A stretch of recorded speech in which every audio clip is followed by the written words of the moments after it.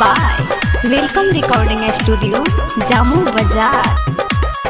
जहना ये पिया सुनहना बाजारे बाटे ना पैसा तली हो उधारे, बाटे ना पैसा तली हो उधारे।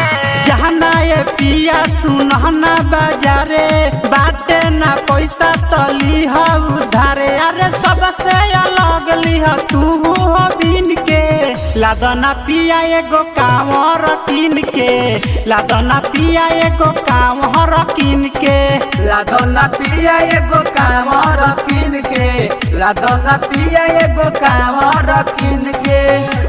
Mix by welcome recording studio Jamu बाजार।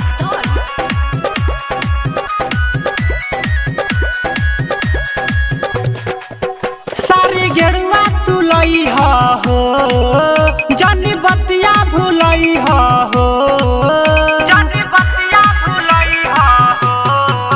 सारी गेरुआ तू लई हो जनी बतिया भूलई हो।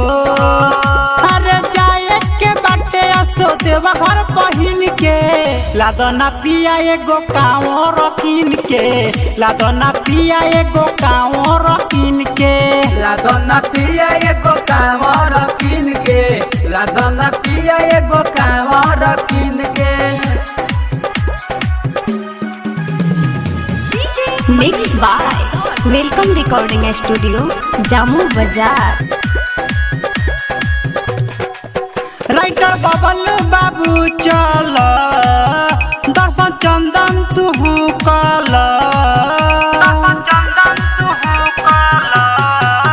राइटर बबल बाबू चल दर्शन चंदन तू कल।